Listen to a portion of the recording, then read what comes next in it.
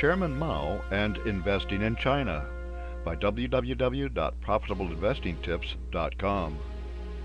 We recently wrote about the political dangers of investment in China from the perspective of especially large tech companies that are being forced to follow the Chinese Communist Party line or be subjected to humiliation and worse. But not only could investments in China run afoul of the powers on high, but also from discontented youth across the length and breadth of China.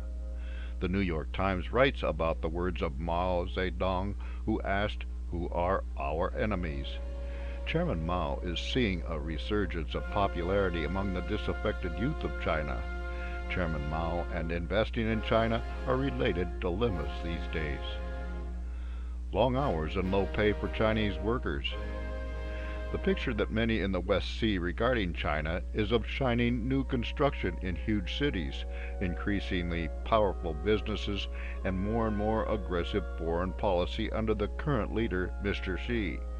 But a closer look reveals tired and angry youth who hate their long hours at work, 9 a.m. to 9 p.m., low pay, and lack of affordable housing.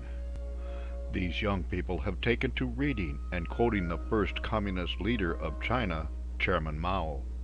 We suggest that investors pay attention to what is going on, as Chairman Mao and investing in China are going to be related. Angry Chinese youth question what they are getting from the government. As noted in the Times, Mao's call for violence and struggle is ringing true for disheartened young Chinese workers. The focus of this resurgence is not the chaos visited in China by its first communist leader when millions died due to poor decision-making and attempts to maintain power. Rather, it is that Mao's works help justify the anger that these people feel about their situations as struggling nobodies. Workers view the prosperous business class in China much as 19th and early 20th century workers viewed rich capitalists in Europe and North America with similar calls for violence if things do not change. The consent of the governed. Political philosophy says that governments are only legitimate and justified in using the power of the state if they govern by the consent of the people. This happens in democracies by free elections. When it happens in authoritarian countries like Communist China, it is because the government is giving people much of what they want, even though the people have no say in who runs the country or how. In China, the Communist Party has kept people happy by creating a system in which there has been a lot of employment and the ability to create wealth in their system of managed capitalism. The party claimed credit for all success and tells the people that they should be grateful. That sounds increasingly hollow to those working the traditional 9 a.m. to 9 p.m. 6-day-a-week job in China with no prospect of moving out of such a trap.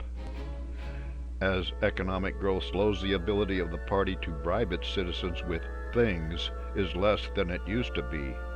With no labor protections, housing the young people cannot afford, and draconian work schedules, the current chairman, Mr. Xi, is turning to nationalism and tighter controls with finger pointing at tech companies, which is the first political danger of investment in China that we wrote about.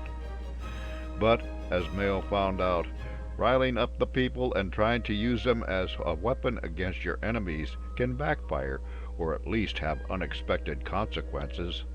The one that the party fears the most is a general uprising against a non-elected government. Chairman Mao and investment in China. It would not take an all-out civil war to create havoc in China's economy and cause damage of investments in China.